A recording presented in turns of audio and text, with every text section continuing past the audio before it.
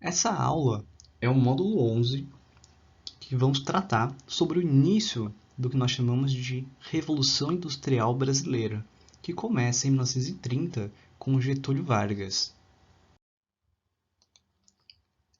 Nós já vimos nas aulas anteriores sobre a primeira fase da indústria brasileira, em que na verdade havia então a proibição da produção industrial brasileira por conta da relação do pacto colonial entre Brasil e Portugal, que fazia o Brasil a comprar obrigatoriamente os produtos portugueses. Depois nós temos aí uma das fases de implantação, lembrando que ela é dividida em duas partes, em que nós vimos que o contexto da Primeira Guerra Mundial e justamente a crise de 29 vão favorecer então ao processo de implantação.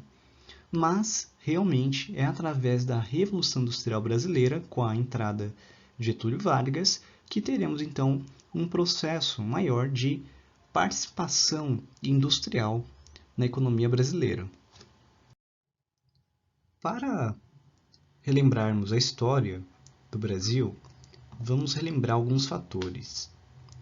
Em 15 de novembro de 1689, nós temos a proclamação da República, o que acaba então substituindo a nossa monarquia por uma república. Nessa república, nós vemos a ascensão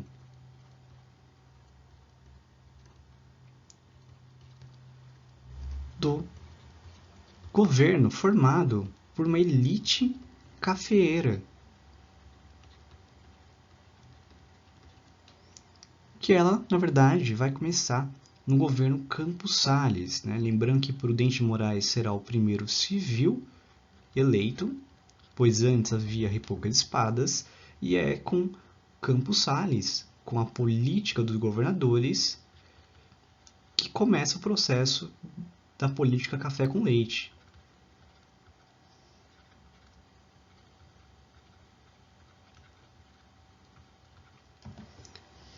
Em 1906, nós temos o auge dessa política café com leite, que é o Convênio Taubaté, que vai pedir empréstimos no exterior, aumentando a dívida brasileira, para pagar pela produção do café no Brasil, uma vez que o café estava desvalorizado e a ideia era que o Estado realmente comprasse café. Isso aqui é o auge dessa política cafeeira. Em 1929, nós temos o crash, a queda da Bolsa de Valores, o que faz com que o café volte a perder seu valor. E não há nada que possa fazer para a recuperação da produção do café. E isso, então, leva a um processo de críticas na sociedade brasileira e surge, então, a possibilidade de que nessa época, em 1929, por conta da quebra da Bolsa de Valores e o café, que era um produto comercializado como uma commodity em alto valor e tinha um mercado externo extremamente ativo para o café, ele acaba perdendo. E com isso leva então um processo de crise econômica no Brasil.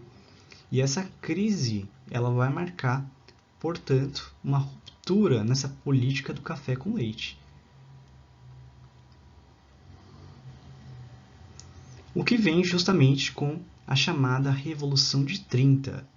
A Revolução de 30 ela foi uma briga entre o eixo São Paulo e Minas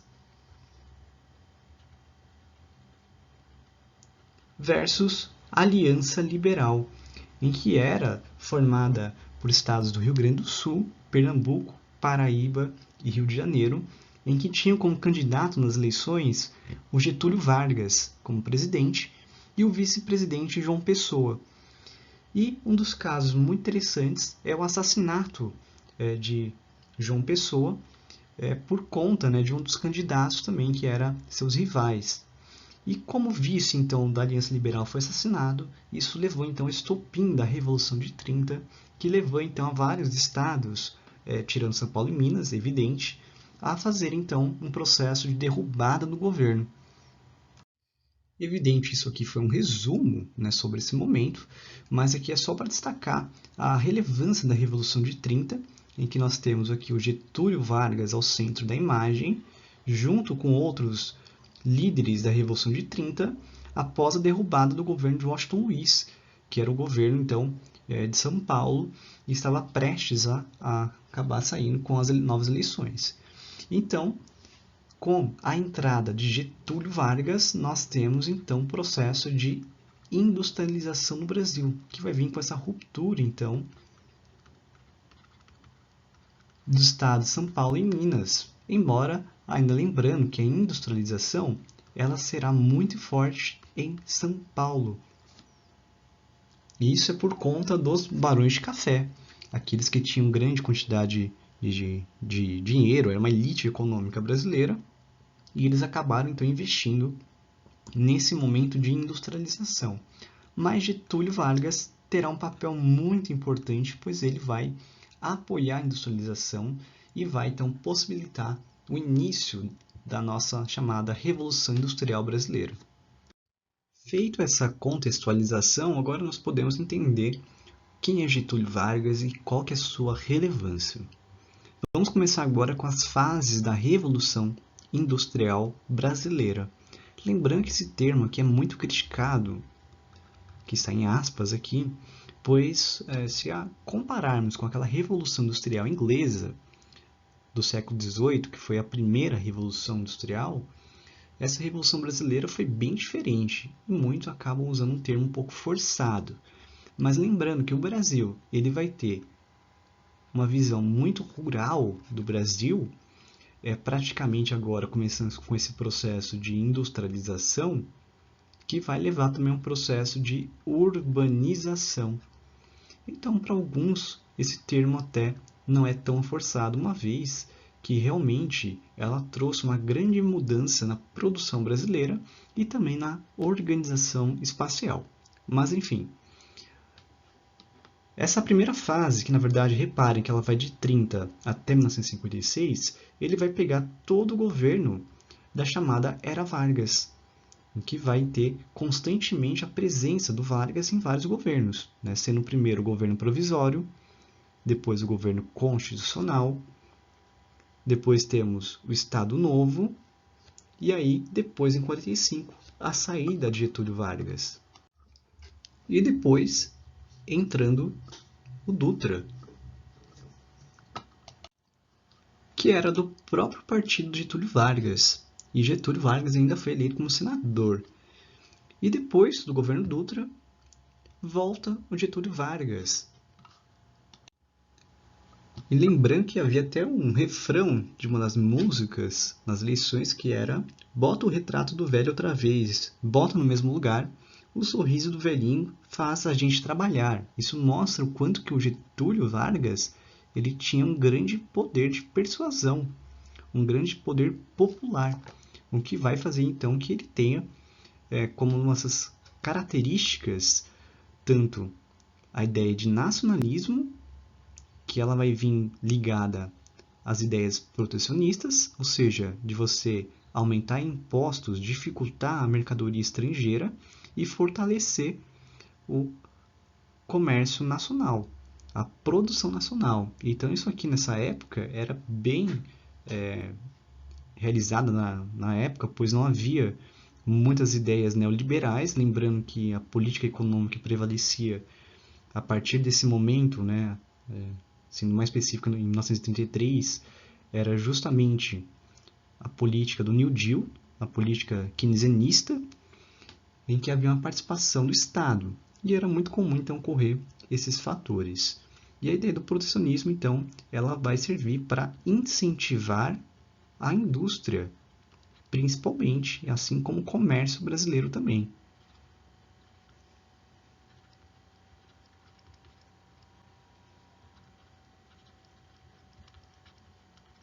O comércio e indústria. E também ele tinha uma ideia chamada desenvolvimentista, que era justamente uma forma de desenvolver o Brasil e não ficar com aquela ideia de vocação agrícola que o Brasil ele tinha com as ideias liberais que nós tínhamos visto na aula passada. Getúlio Vargas teve então o início da transformação industrial brasileira, que veio através então do aumento da participação de uma sociedade urbano-industrial, tendo então a classe burguesa, urbana, um grande papel, que vai substituir então aquela elite cafeeira. E essa classe urbana, ela vai se fortalecer justamente com o menor consumo do café e, evidentemente, a queda da elite cafeeira. Lembrando que os Estados Unidos eram os que mais compravam nosso café e era o principal país, então, que acabou quebrando e levando outros também. Dessa forma, a elite cafeeira está também em queda.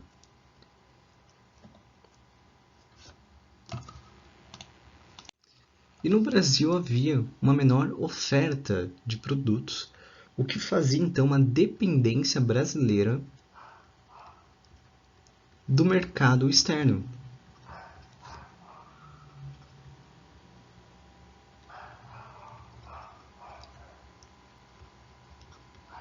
E essa dependência era prejudicial a um país que queria se desenvolver. Dessa forma, é feito com maior intensidade a política de substituição de importações, ou seja, nós alteramos aquilo que importamos. Lembrando que agora, os países subdesenvolvidos, como o Brasil, eles começam então a ter sua indústria de transformação e ainda tendo também a sua grande parte a matéria-prima bruta, que era então exportada para os países desenvolvidos e nós acabamos importando dos países desenvolvidos indústrias de bens de capital, máquinas e tecnologia. Nessa época de Getúlio Vargas, então, começa com maior intensidade esse desenvolvimento, que também vai ter uma outra época muito importante para incentivar isso, que foi justamente com a Segunda Guerra Mundial. Então, 1930, com Getúlio Vargas, será o primeiro desse caso de incentivo a essa política, lembrando que ela vem com efeito da Primeira Guerra Mundial e também com a crise de 29, e em 1945 ele vem por conta de outros fatores relacionados, então, à Segunda Guerra Mundial. Como foram as estratégias de Getúlio Vargas para impulsionar essa industrialização brasileira? Primeiro ponto importante é em relação aos fortes incentivos do Estado para as indústrias, tendo, portanto, um intervencionismo estatal.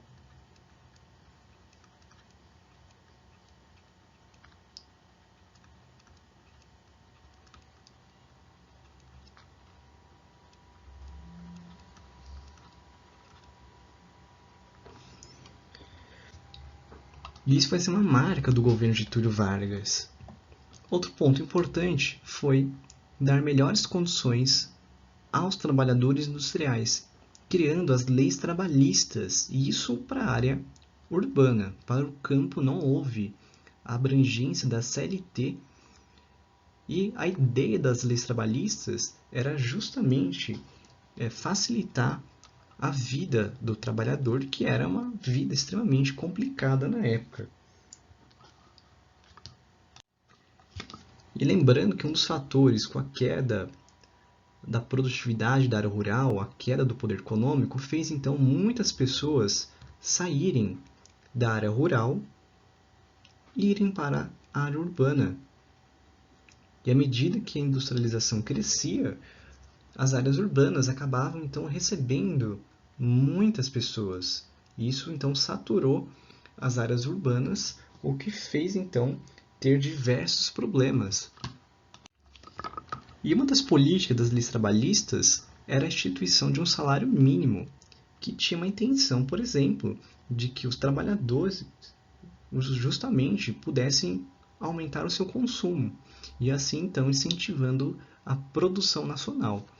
E uma coisa muito importante a destacar de Getúlio Vargas são as imagens que nós temos aqui, sendo destacados aqui que o trabalhador também tem seu lugar no Estado Novo, se referindo ao governo de Getúlio Vargas, e fazendo então uma ilusão do trabalhador. Então essa classe social começa a se destacar e sendo extremamente importante. E lembrando que em 1917 tinha acontecido a greve geral de 1917 no Brasil, que foi muito intenso. E aí o governo de Getúlio Vargas é marcado então com essa compactação, digamos assim, da classe trabalhadora, que para ele era muito importante esse apoio.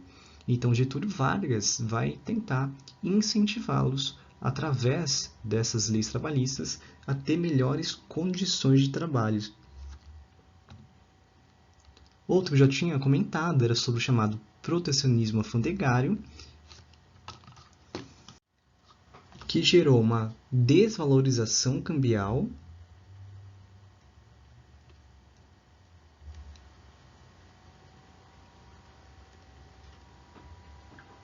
e a proibição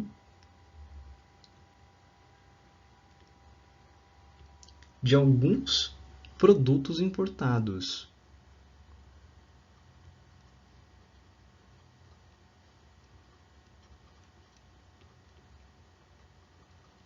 Forçando então que a população tivesse que se contentar com o mercado nacional. E lembrando que esse mercado nacional ele era bem inferior ao mercado mundial.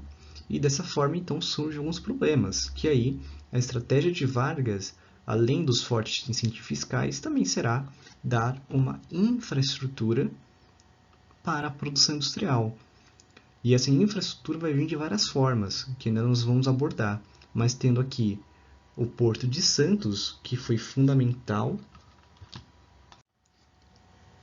criando então uma melhor articulação entre as áreas industriais e o Porto de Santos, e também incentivando a criação do sistema ferroviário, né? Na verdade, ampliando o sistema ferroviário para que ele pudesse então escoar a produção industrial.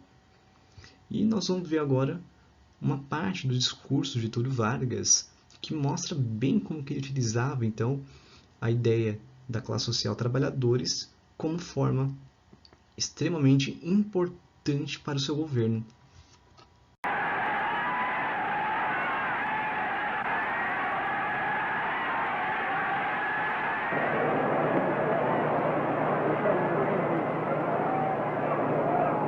Trabalhadores do Brasil,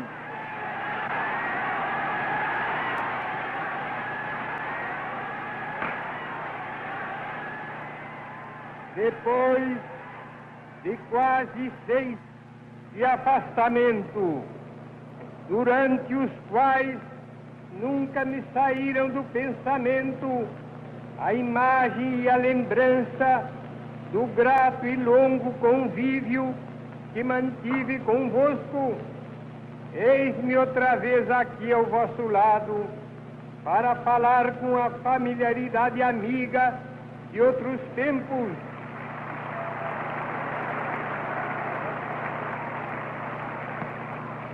E para dizer que voltei a fim de defender os interesses mais legítimos do povo e promover as medidas indispensáveis ao bem-estar dos trabalhadores.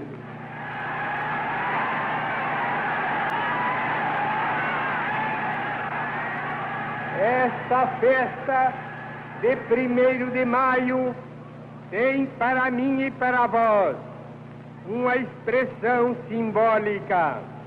É o primeiro dia de encontro entre os trabalhadores e o novo governo.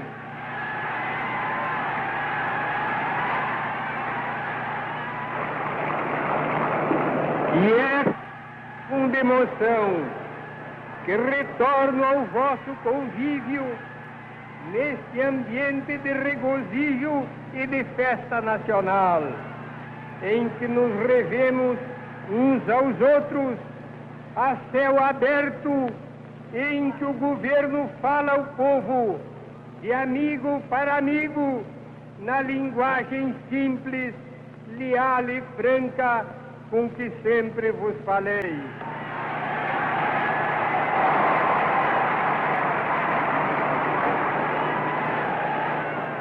Trabalhadores do Brasil,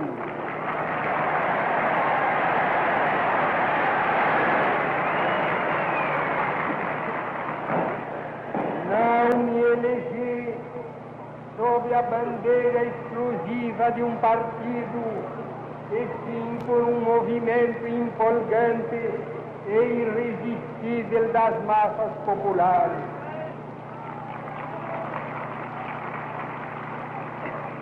Não me foram buscar na reclusão para que viesse fazer mera substituição de pessoas ou simples mudança de quadros administrativos. A minha eleição teve significado muito maior e muito mais profundo, porque o povo me acompanha na esperança de que o meu governo possa editar uma nova era de verdadeira democracia social e econômica.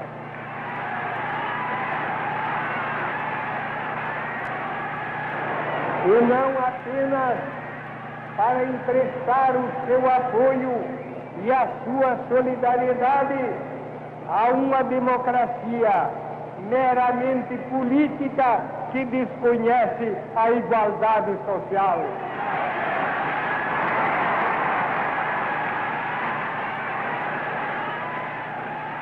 Percam a ilusão. Os que pretendem separar-me do povo ou separá-lo de mim.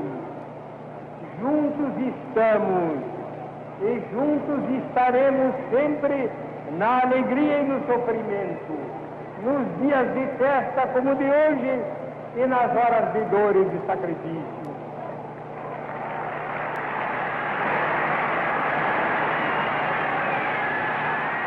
E juntos havemos de reconstruir um Brasil melhor, onde haja mais segurança econômica, mais justiça social, melhores padrões de vida e um clima novo de segurança e bem-estar para este bom e generoso povo brasileiro.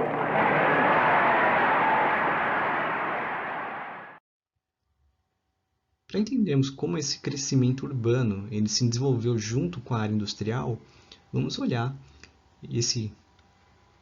essa tabela do IBGE que mostra então o dado do Brasil e das demais macro-regiões brasileiras.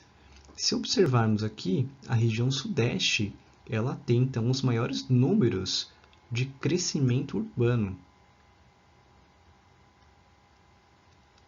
quando comparado às demais, sendo aqui em 1970 o auge desse processo, mas desde 1960 já é majoritário a urbanização na região sudeste, enquanto outras regiões ainda têm números pequenos. E conforme nós vemos aqui, nós temos então a região sudeste no mapa, com uma concentração muito importante desse crescimento urbano. E esse crescimento urbano ele veio também com o crescimento industrial, tendo então os bens não duráveis, que é o têxtil, de roupas e alimentos, que seria desse exemplo aqui, como nós já vimos, os tipos de indústrias. E houve muito investimento estatal em indústrias de base, que era para criar então condições de criar uma industrialização brasileira. Isso também é uma forma de criar infraestrutura para o mercado nacional, tendo, portanto, essas indústrias de base, como metalúrgicas, siderúrgicas, entre outras, para tentar criar, então, um mercado nacional. Para destacar como que o Getúlio Vargas incentivou, então, a produção industrial brasileira, eu vou destacar aqui para vocês um quadro com o ano e um conselho, uma companhia, uma empresa criada pelo governo para incentivar a economia brasileira, principalmente no sentido de uma economia industrial. Alguns conselhos que eu vou mostrar aqui, eles não são tão importantes, Eu vou dar o destaque para vocês, vou avisá-los quando ele for importante. Aqui, no primeiro caso, que é esse Conselho Técnico de Economia e Finanças, ele é apenas para ilustrar, ele não é uma coisa que vocês precisam decorar. Esse conselho técnico ele buscou então transferir para a instância federal, ou seja, dando caráter estatal, em que o governo então ele vai discutir as operações financeiras externas, como a questão da dívida externa e interna, e também tendo aspectos da política econômica financeira, né, como os exemplos que estão aqui. O que mostra então que o poder estatal ele acabou então pegando essas operações financeiras e a discutir, o que mostra então uma grande participação estatal na forma de desenvolvimento econômico. Em 1938 é criado o Conselho Nacional do Petróleo, que será muito importante para o governo Getúlio Vargas, principalmente quando for criada a Petrobras em 1953. Em 1938 havia uma discussão muito forte por conta de algumas leis brasileiras, que era uma briga entre empresários brasileiros e grupos do Estado brasileiros, né, chamados nacionalistas. Esses dois grupos acabaram então tendo uma disputa para ver quem que ia ter a exploração do petróleo brasileiro. E havia ainda um outro grupo, um terceiro, de fora, que era a Standard Oil Company, que tinha como aliado esses empresários também que poderiam ser beneficiados, que também estava na disputa. Mas quem vence a essa disputa acaba sendo os nacionalistas. E esse Conselho Nacional do Petróleo ele vai fortalecer a ideia que vai depois ser formulada com a Petrobras. E um ponto muito importante destacar é o primeiro poço de petróleo no Brasil, que foi descoberto em 1939 na fazenda do escritor infantil Monteiro Lobato, que foi na Bahia. Até antes o Brasil não tinha descoberto, embora havia indícios de que poderia haver sim petróleo no Brasil, mas é somente em 1939 que é descoberto então o primeiro poço.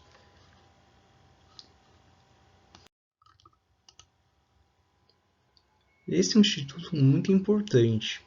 Você já deve ter ouvido falar no Instituto Brasileiro de Geografia e Estatística, que ele tem essa origem, esse nome, em 1938. Mas esse organismo ele vai substituir um outro chamado de Instituto Nacional de Estatística, o INE, que foi criado em 1934. Mas em 1938, então, ele vai ser substituído pelo IBGE, Instituto Brasileiro de Geografia e Estatística, que tem como objetivo retratar o Brasil com informações necessárias ao conhecimento da sua realidade e ao exercício da cidadania.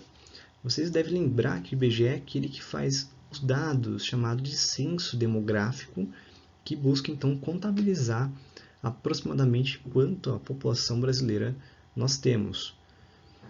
E umas coisas que podem cair até nos vestibulares é sobre a decadência de algum desses institutos e a dificuldade, né? Não em geografia, mas talvez em interpretação e outros temas, por conta do adiamento, né, que houve o censo e já tinha um problema relacionado antes do coronavírus, né, mas em 2021 ele foi adiado por conta desse problema, dessa pandemia, mas também houve então uma redução do censo do IBGE, afinal feito com dinheiro público, e com a PEC do teto de gastos, acabou então limitando o IBGE. Você tem uma ideia? O IBGE ele cortou o questionário básico de 2020, que era 37 perguntas, e colocou para 25. Isso é o questionário básico, né? São dois tipos de questionários. O mais completo ele tinha 112 perguntas e foi para 76 perguntas. Isso aqui está sendo muito criticado, pois mostra como está sendo reduzido os dados do IBGE e o quanto isso é problemático. E lembrando que o IBGE ele é um dados públicos sobre qualquer informação brasileira. Vocês podem consultar, buscar no Google sobre o IBGE e vocês conseguem olhar informação sobre urbanização, saneamento básico, educação, renda, os dados sobre o coronavírus, entre outros dados também. Em 1939, nós temos a criação do Conselho Nacional de Águas e Energia Elétrica. Lembrando, então, que ele está utilizando duas fontes muito importantes como base para a infraestrutura industrial. O objetivo desse conselho era, então, estudar os problemas da exploração e utilização da energia elétrica, especial de origem hidráulica, e proporcionar uma atuação coordenada do Estado no âmbito da produção hidrelétrica, que até antes desse momento da criação do Conselho era quase exclusivamente ligado à iniciativa privada. Então, foi uma forma do Estado tentar articular uma infraestrutura e a produção elétrica, que é o fundamental para as indústrias também. Esse conselho ele foi extinto em 1969 por conta da criação, da Eletrobras, que se deu em 53, e do Departamento Nacional de Águas e Energias, que deu posteriormente. Então, esse conselho será substituído pela Eletrobras, de forma devagar, de forma lenta, até ele ser extinto em 69. Em 1940, é criado a Companhia Siderúrgica Nacional, chamada de CSN. Como o nome diz, siderúrgica, tem a ver com a produção do aço, que seria então muito importante para a consolidação da indústria brasileira. E essa consolidação ela veio através de empréstimos dos Estados Unidos para o Brasil. Esse empréstimo não foi de cara e evidente, era uma busca dos Estados Unidos ter um apoio durante a Segunda Guerra Mundial, em que o Brasil então vai declarar o seu apoio ao Grupo do Eixo, que era ligado aos Estados Unidos. E isso então vai ser uma forma que Getúlio Vargas encontrará de ter o apoio americano, que estavam com alguns problemas, não estavam querendo realmente emprestar, mas então o Getúlio Vargas, quando anuncia seu apoio ao Grupo do Eixo, ele acaba então ajudando. E lembrando que Getúlio Vargas é muito criticado, pois ele tinha um ladinho mais baseado aos nazistas também e os fascistas. Mas, enfim, com essa participação, o Brasil consegue a criação da Siderúrgica Nacional, que será muito importante para o Brasil, lembrando que ela será somente privatizada em 1993, durante o governo Collor. Depois nós falamos sobre essa privatização. Em 1942 é criado a Companhia Vale do Rio Doce, que ela será uma grande produtora de minério de ferro. Esse contexto da criação da Vale, ela justamente foi no mesmo contexto da Companhia Siderúrgica Nacional. Ela também veio com um acordo brasileiro com os Estados Unidos e também até com a Inglaterra, em que buscou então levar minério de ferros aos produtores, aos seus consumidores europeus e americanos, já que estavam em guerra. E essa companhia vai ser muito importante, sendo até 1997, 96 mais ou menos, que ela vai ser privatizada. E é aquela responsável, pelo que nós vimos, dos desastres naturais, como Mariana e Brumadinho. Em 1943, é criada a Companhia Nacional de Alcális, cuja companhia ela não é tão comentada nas aulas, mas vale a pena relembrar o que é ela, pois ela teve uma questão muito forte em 2017 e voltou aos noticiários. Mas o que é essa Companhia Nacional de Alcális? Ela foi criada em Cabo Frio e foi uma empresa estatal para a produção de barrilha, que é a principal forma, a matéria-prima para vidro, e entre outros atributos como sabão e até soda cáustica também era produzido, e foi uma das maiores empresas do Rio de Janeiro. Mas teve uma crise muito forte nos anos 80 e em 92 ela foi privatizada naquele pacote de privatizações que o Brasil teve. Em 2006 a empresa foi interrompida e em 2017 teve uma das ações trabalhistas, o que voltou a aparecer noticiários e talvez isso seja relembrado nos vestibulares por conta de indenizações aos trabalhadores que ficaram sem receber as suas contribuições por conta do interrompimento das atividades. E a seguir tem um vídeo que mostra um pouco como que está essa Companhia Nacional de Alcalis.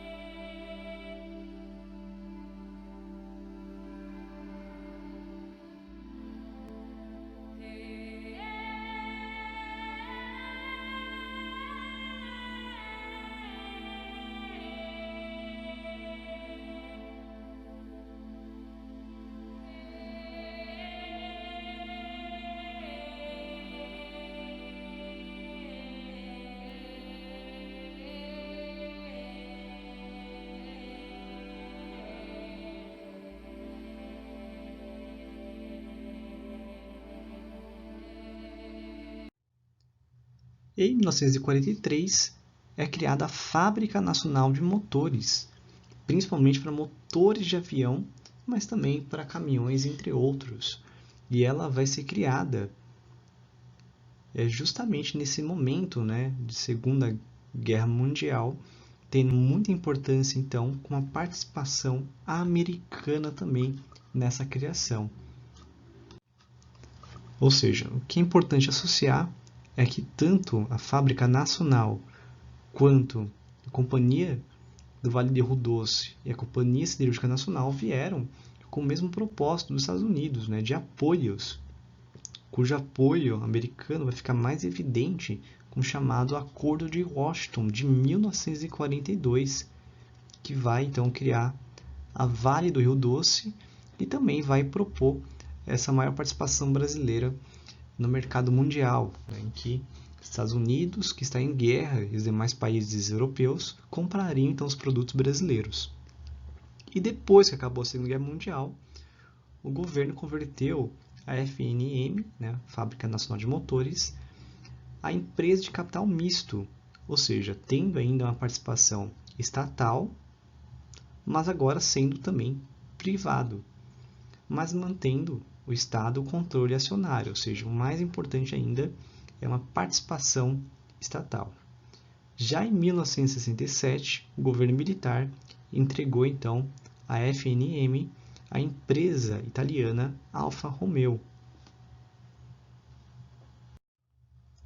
Em 1945, é criada a Companhia Hidroelétrica de São Francisco, sendo então a primeira empresa pública de eletricidade do país, que era chamada de CHESF, né? Seria a sigla desse nome.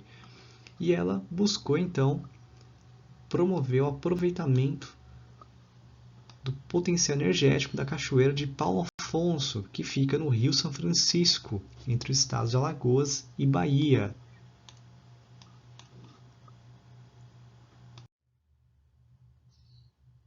Em 53 é criado a Petrobras. Importante só destacar que até 45 foi quando continuou Getúlio Vargas nesse primeiro governo. E depois nós tivemos o retorno do Getúlio Vargas nos anos 50. E Getúlio Vargas, ele retorna no governo do Dutra a questão do petróleo, em que tinha muita discussão e feito até uma campanha em 1948 chamada O Petróleo é Nosso. Então Getúlio Vargas, nesse segundo governo, ele terá como principal forma de desafio a criação então da Petrobras, que será muito fortalecida então com essa campanha de 48 do Petróleo é Nosso e até realmente a criação da Petrobras, em que vai dar então o monopólio da exploração, pesquisa, refino, comercialização de petróleo, gás natural e derivados, e tendo a distribuição e revenda sendo realizadas por postos de atendimento autorizados. E é uma importante ferramenta então para o Brasil se desenvolver, e até hoje ela continua sendo uma grande empresa.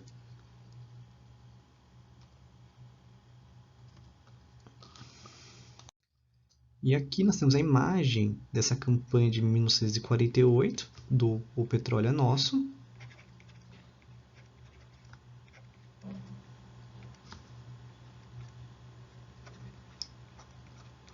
que buscava então esses nacionalistas o monopólio do petróleo.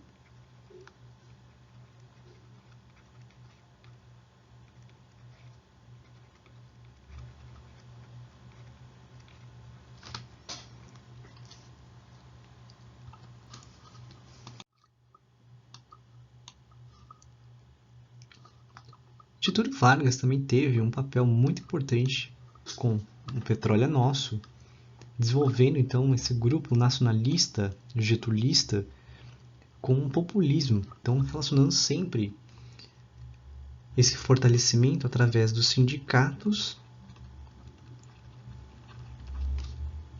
e movimentos estudantis, que fortaleceram então a ideia e acabaram fortalecendo cada vez mais Getúlio Vargas e também com a ideia da criação e monopolização do petróleo brasileiro através da Petrobras. E também em 1953 é criado o Banco Nacional de Desenvolvimento Econômico, que nessa época se chamava apenas BNDE, mas depois vai virar BNDES, colocando a parte social também ao seu desenvolvimento. O BNDE ele buscava principalmente um desenvolvimento econômico através da dinamização industrial.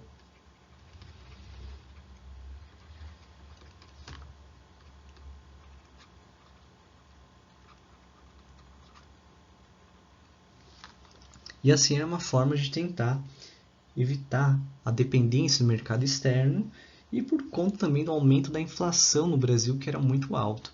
E essa é uma política que vai dar muito certo, ela vai ser utilizada por muitos dos governos posteriores e vai trazer grandes contribuições econômicas para o Brasil. E por fim, também em 1953, tem a criação da Eletrobras, como uma empresa de energia elétrica no Brasil, que será muito importante, portanto, para dar infraestrutura para o Brasil, através dessa energia. E ela tem controle de 1/3 da capacidade de geração e linha de transmissão do Brasil, o que denota então uma grande importância. E lembrando que a Eletrobras ela vai substituir depois o Conselho Nacional de Águas e Energias Elétricas de 39, que na verdade vai ser extinto bem depois ainda, mas vai cumprir as mesmas funções praticamente. E no dia 24 de agosto de 1954 acontece o suicídio de Getúlio Vargas, o que vem por vários motivos que não vale destacar agora por conta do tempo, mas justamente o suicídio de Getúlio Vargas vai ser uma forma extremamente interessante e marcante na história brasileira de várias brigas internas, disputas por poderes e justamente fazendo com que a imagem de Getúlio Vargas fique realmente como positiva em muitos ideários brasileiros. E aqui temos a imagem do que foi o enterro do Getúlio Vargas, mostrando as pessoas então que estão de luto, trazendo fotografias e outras mensagens positivas sobre Getúlio Vargas. Mas enfim, quais são as consequências do governo de Getúlio Vargas? Nós vimos então um crescimento urbano industrial que vai favorecer então a urbanização brasileira, que vai trazer contribuições e também ele vai incentivar a industrialização brasileira, o que vai ser um ponto muito importante para o desenvolvimento industrial brasileiro. O Brasil, na América Latina, junto com a Argentina e México, ele será um dos países que terá essas primeiras indústrias, e isso vai então dar ótimas contribuições quando comparado aos países da América Latina que são praticamente agrícolas. O Brasil, embora agrícola, ele tem uma indústria até que equiparada, a alguns países potenciais. Um dos problemas é que o governo de Getúlio Vargas ele trouxe pouco dinamismo industrial, ou seja, pouca dinâmica, pouca variedade, e era extremamente concentrado em regiões como São Paulo. Portanto, será um problema que vai acarretar até 1970, quando ocorre o processo de desindustrialização de São Paulo, que vai ser um ponto que nós vamos falar em outro momento. Tem um aumento também da desigualdade social, uma vez que a elite agora só muda da cafeira para a urbana. A elite cafeira ainda continua sendo muito importante no Brasil, e também surge a classe média, o que aí acaba tendo uma diferença social muito grande, e a classe pobre também, que aí nós temos uma diversidade, né, de trabalhadores que acabam ainda tendo a sua desigualdade muito intensa. O Brasil, de certa forma, ele teve uma melhor integração econômica quando comparada àqueles momentos anteriores. Então, de certa forma, esse é um ponto positivo. Lógico, não é uma integração como nós esperamos, mas ela vai acabar, né, tirando o Brasil um pouco daquela ideia de arquipélago econômico, vai trazer uma contribuições econômicas. E nessa época também de Getúlio Vargas, principalmente no final do governo, começa uma preferência pelo sistema rodoviário brasileiro, o que vai mostrar então o transporte sendo extremamente incentivado, e o ferroviário, que era o transporte até antes utilizado, ele começa a entrar em decadência. E aí, posteriormente, nos governos, nós veremos quem realmente vai escolher o transporte rodoviário será o Juscelino Kubitschek.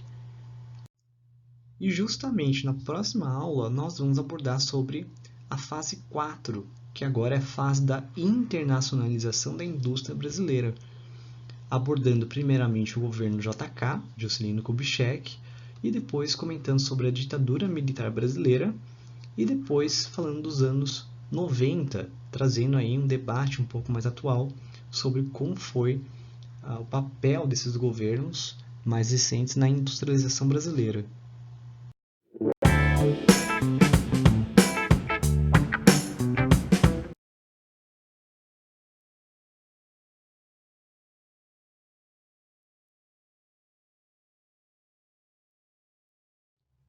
E nossa primeira questão é da FATEC 2017, que ela cita a Companhia Siderúrgica Nacional e traz uma questão sobre o momento de criação dela, que aqui, como afirma o texto, que ela foi feita com financiamento estadunidense em troca da cessão do uso do Porto de Natal como base militar dos Estados Unidos durante a Segunda Guerra Mundial. E aí ele pergunta, bem simples, de localização, onde se localiza a siderúrgica construída? Bom, não falamos muito sobre as localizações, mas um ponto muito importante sim para destacar é que a capital brasileira naquela época era o Rio de Janeiro. Então nós podemos já ir pensando o Rio de Janeiro. Portanto, poderíamos partir desse princípio que seria uma possibilidade de ter uma companhia nas principais cidades. Outro destaque é sobre a importância que tem a siderúrgica, o aço, e onde tem os locais de jazidas minerais. Então, no caso, nós podemos olhar as alternativas e ir eliminando elas, em que a primeira diz Cubatão, no estado de São Paulo, embora ele diz entre a capital e o Porto de Santos, sendo o maior porto brasileiro na ocasião. Não é ela. Na B fala de Carajás, interior do estado do Pará. Embora ela é uma maior reserva mundial de minério de ferro, nessa época ela nem existia ainda, como realmente nós conhecemos, justamente porque ela foi criada na época da ditadura militar, então é um período posterior. E aqui, na C, ele coloca Volta Redonda, que fica entre São Paulo e Rio de Janeiro, as duas maiores cidades brasileiras na época, e próximo ao quadrilátero ferrífero, então seria uma forma muito importante de estar bem próxima às matérias-primas. Se olhar, é essa alternativa C. As demais aqui não seriam erradas.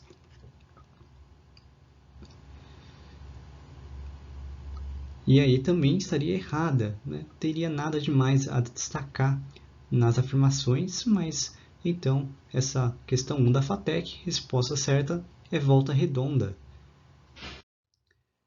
Na questão 2 aqui, nós temos a segunda fase da Unicamp 2020, sendo uma questão de História e Geografia. Ele fala assim, ó, até hoje a formação das classes médias esteve ligada à expansão da indústria e à elevação de seus níveis de produtividade. Historicamente, a indústria permitiu estruturar a representação política e sindical das categorias mais desfavorecidas da população em torno dos interesses que afetavam as grandes massas de trabalhadores. Já no contexto atual, marcado por um mundo menos industrializado e orientado para uma economia em que os serviços tendem a ser mais fragmentados e frequentemente artesanais ou informais. Os interesses comuns dos trabalhadores são evidentemente muito mais difíceis de emergir. Considerando este quadro, a desindustrialização prematura dos países do Hemisfério Sul não é muito favorável a uma consolidação democrática. E ele diz, com base no texto e em seus conhecimentos, responda às questões. Que decreto garantiu os principais direitos trabalhistas na era Vargas? E por que a menor presença de uma classe trabalhadora enfraquece os processos democráticos? Só um destaque nessa última pergunta, pois ele diz que justamente hoje em dia está muito mais difícil de emergir os interesses comuns das classes trabalhadoras, pois eles estão cada vez mais fragmentados. Essa questão ele faz uma contextualização muito boa, relacionando então a era Vargas e hoje o mundo atual. Mas enfim, começando pela primeira parte da A. Qual decreto-lei garantiu os principais direitos trabalhistas da Vargas? Aqui é uma mancada, porque ele pede o decreto-lei. E o decreto-lei é o número 5.452, de 1º de maio de 1953, que vai ser a unificação das leis trabalhistas e que foi chamada de CLT, Consolidação das Leis Trabalhistas. Evidente, tinha que destacar então qual seria o decreto-lei. Né? Evidente, muitos vestibulandos podem ter errado, mas se ao menos tivesse colocado CLT, poderia ter conseguido alguns pontos. E por que a menor presença de uma classe trabalhadora na indústria enfraquece os processos democráticos? Conforme dito, essa fragmentação do trabalho ela é por conta do aumento de terceirizações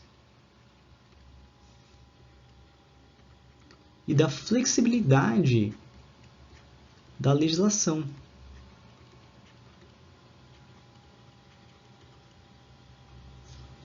Portanto, esses são fatores muito importantes.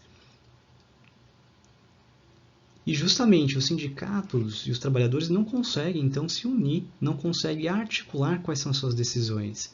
E com a terceirização, isso facilita, então, para as empresas se impor mais em relação aos sindicatos. E dessa forma, então, os trabalhadores ficam desamparados e isso, então, acaba dificultando que as classes sociais tenham a sua dimensão. E um fato importante também que Getúlio Vargas, no final do seu governo, antes do suicídio, há uma greve muito forte no Brasil, que será uma greve dos trabalhadores, que vai colocar em xeque, então, essa visão de Getúlio Vargas como pai, né, dos trabalhadores. E a B, ele pergunta, indique e explique qual foi a principal mudança estrutural ocorrida na economia brasileira nas 2 últimas décadas. Então ele está sendo atual, né? Ele está tratando aqui a partir de 2000.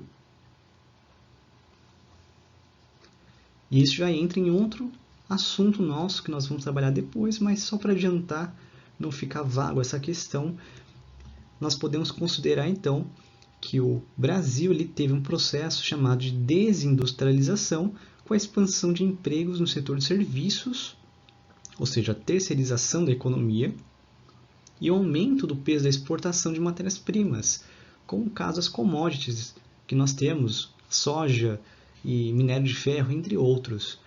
E isso também aliado ao impacto do neoliberalismo nas dinâmicas econômicas que aumentaram a informalidade e a precarização do trabalho, conforme nós já vimos, né? Lembrando que esse assunto, quando nós abordamos sobre neoliberalismo na nossa aula, nós justamente mostramos pontos negativos relacionados a essa doutrina econômica. E ela é um efeito também da globalização. Então, naquela aula sobre as desigualdades da globalização, ela aborda sobre quais são esses problemas. E por que o Brasil passa por esse processo de desindustrialização? O Brasil, na verdade, parou de incentivar. E lembrando que muitas indústrias que antes estavam no Brasil começaram a ir para outros países que tinham vantagens comerciais, vantagens locacionais. E essas vantagens dos países asiáticos sobressaem ao Brasil, fazendo então que tenhamos menos indústrias.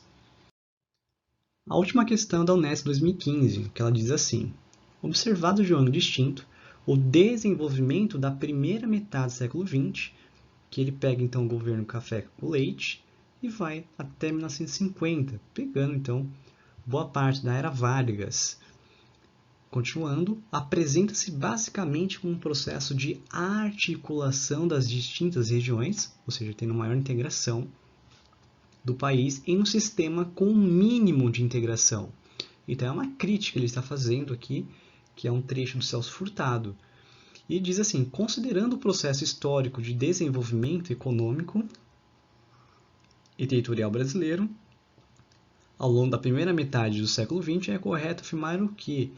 Bom, lembrando que nessa época, então, a gente houve uma queda da produção do café, embora ela era muito valorizada na época, nessa primeira metade, mas o que nós temos de assunto extremamente relevante, podemos destacar, podemos ir analisando que a B ela estaria correta. Afinal, ela fala do fortalecimento do mercado interno e o movimento de substituição das importações, que fomentaram na região sudeste pela ação do Estado, ou seja, pela ação estatal, pela ação do governo, que foi principalmente com a Era Vargas, e também com capital estrangeiro, que vai ser extremamente importante. As demais alternativas estão erradas, pois aqui ele diz que teve redes comerciais protecionistas, a produção cafeeira, e que voltamos a ser um só mercado consumidor nacional, sendo errada. Nasce, ele diz que a adoção de superintendências locais financiou a modernização da economia açucareira. Lembrando que o açúcar nosso ele caiu em decadência no Brasil colônia mesmo. E a D diz que a implantação do Sistema Nacional Integrado solidificou os empreendimentos agroindustriais da região centro-oeste, agora protegidos pelo Planejamento Desenvolvimentista Nacional. Ela está errada, pois esse desenvolvimento da região centro-oeste ele se dá com a Revolução Verde e muito mais nos anos 70. Então, estando fora da nossa época. E isso também não integrou, o nosso sistema econômico. Pelo contrário, a gente ficou mais fragmentado, estando praticamente concentrado e voltando a ser um país rural. E aqui na ele diz: a articulação regional garantiu o crescimento da exploração aurífera, ou seja, está ligado ao ouro, em Minas Gerais, fornecendo subsídios técnicos e amplo mercado consumidor.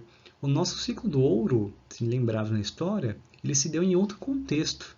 Ele não deu nessa primeira metade do século XX, então ela também está errada. E por isso que só pode ser a alternativa B de bola. E eu peço que vocês façam os demais exercícios sobre a Era Vargas e na próxima aula vamos continuar sobre o assunto de industrialização. E espero vocês até lá.